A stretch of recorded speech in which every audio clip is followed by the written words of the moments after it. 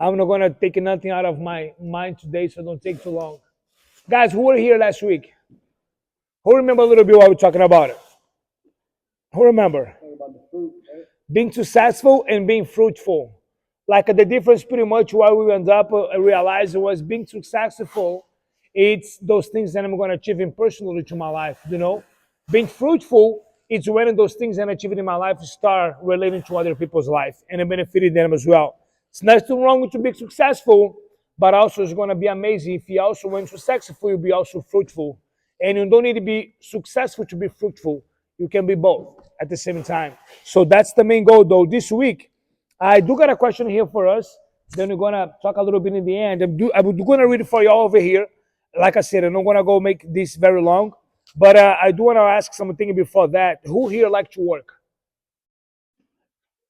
Oh man, just feel. Oh my God, guys! In order to be successful and be fruitful, man, we gotta work. So I put over here: work hard, work smart, work whatever you want, but make sure to work in you first. Work in you first. So what I mean by that, thinking about these guys, work adds value and purpose to people's lives. And for many, it can even strongly define their identity. Through it, work, we are challenged to develop ways of acting, knowing, building, overcoming, finding solutions, caring for, and improving the environment in which we live in. In the Bible, we see that work is something good, made by God and give to men.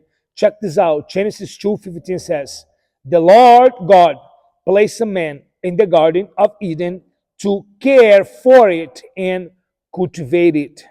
Since then, now right now, going over, that's the verse, since then, with the mission of cultivating and taking care of the land, man is called to work. Me and you, all of us, we are called to work. God is our greatest example, and He is working constantly. You might say, dang, dude, Pony, God doesn't work. We have over here in John 5:17, that was the word of Jesus, says like this. Jesus said to them, my Father continues to work to this day, and I also am working. So that's something, it's good.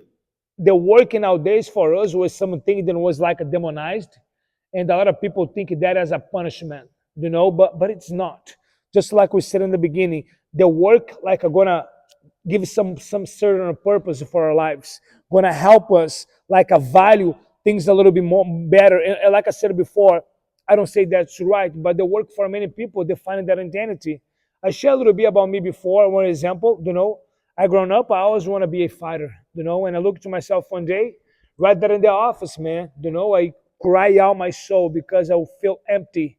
Because I was behind the desk looking at the computer, I see my pictures on the wall, fighting all over the place, and man, I'm not that guy anymore. And the coaches was coaching over here, man, I'm not the professor right now. I'm not the athlete. What the heck? Who am I? My whole life, my identity was defined by what I was doing. Who you are, it's nothing relating to what you do.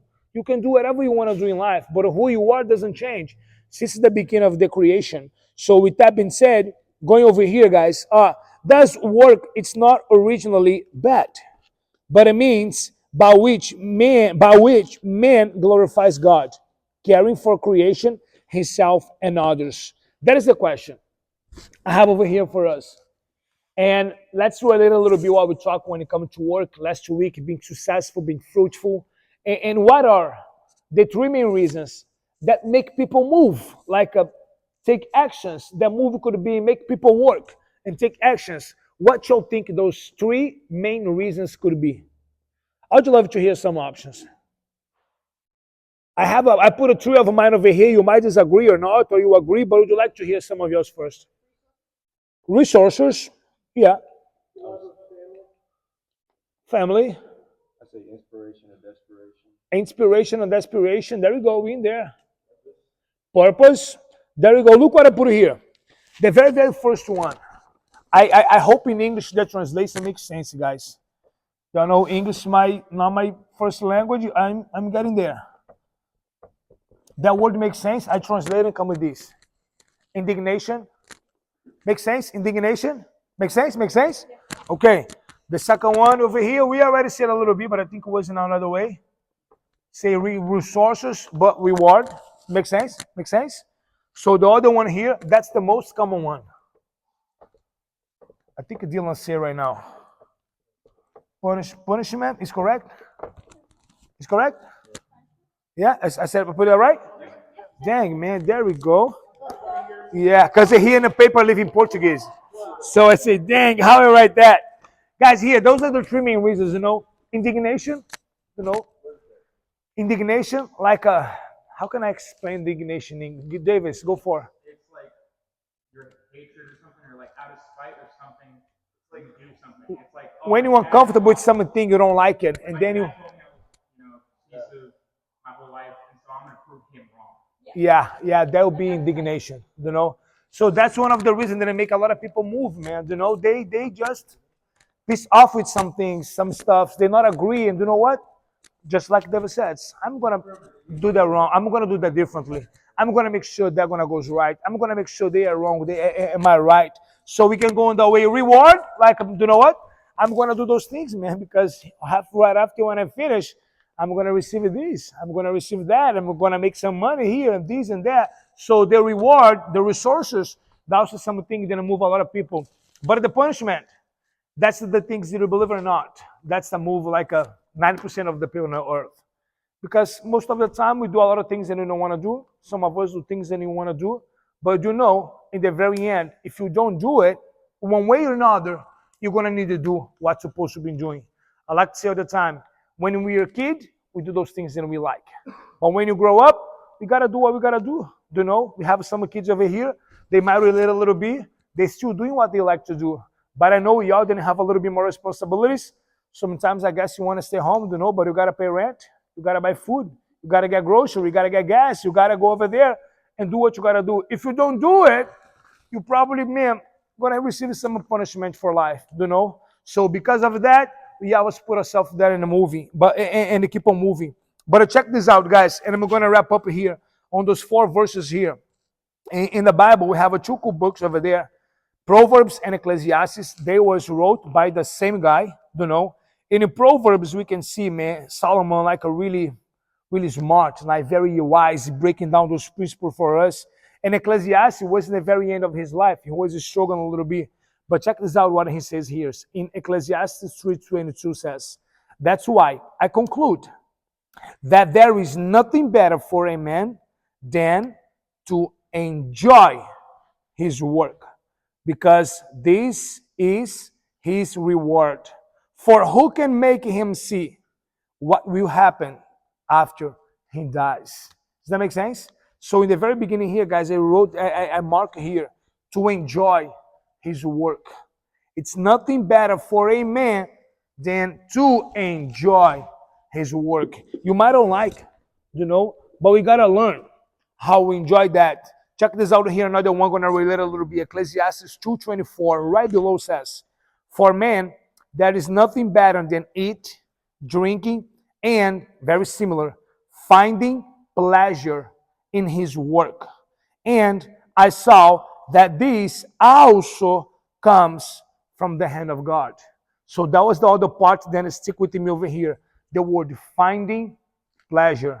Once again, you may be doing right now what you don't want to be doing, It might be sucks, but you got to do, man. You got to do, for some reason, you got to do those things. What you think to try find some joy while you're doing those things. Find some pleasure while you're doing those things. If it's not the thing that you want to do right now, ask yourself, like, if that's not what I want, so what I want? Because it's really common for us most of the time says what we do not want. But if you make the question different, okay, you don't want this, you don't like that, you don't want this, but what you really want?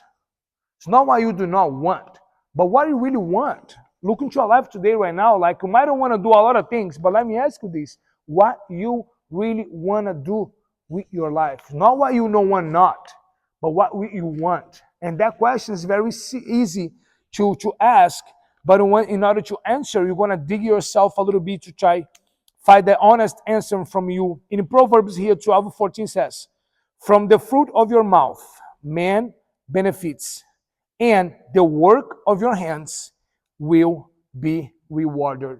We're talking about last week. God gave you everything for you that you needed to be prosperous and living a life in abundance. He already gave it all. Every single day you wake up, man, that's a miracle. He give you everything that you need.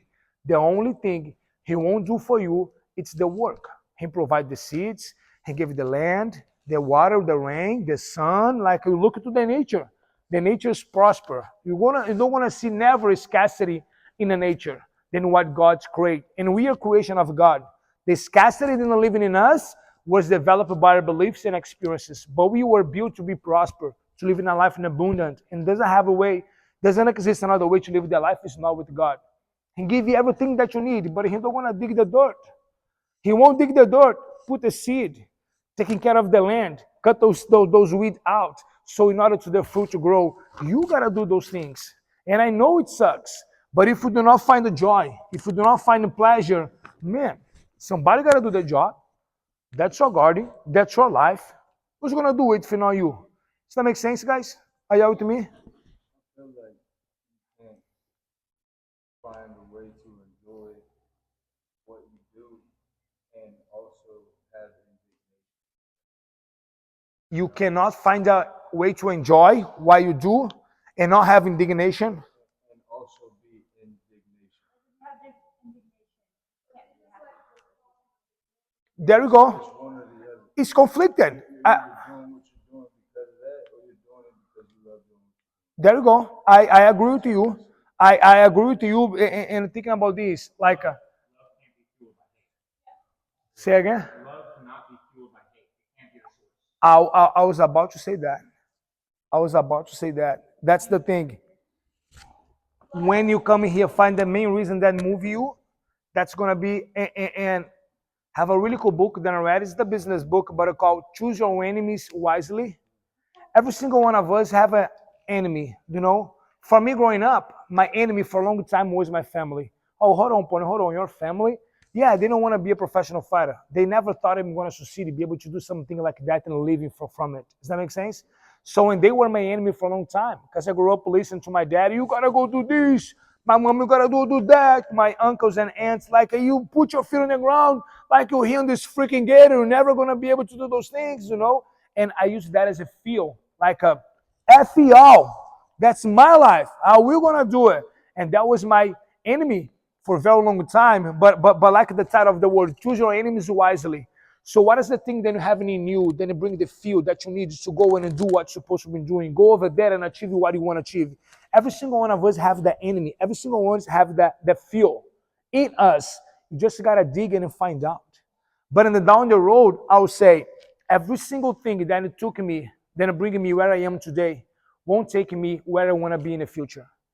Every single thing that you did to be exactly the point of your life that you are today won't take you to the next level. You're going to need to find maybe a new enemy. You're going to need to find a new resource. You're going to need to find a new purpose, a new reason. And I will tell you right now, a reason, a purpose that never ever change.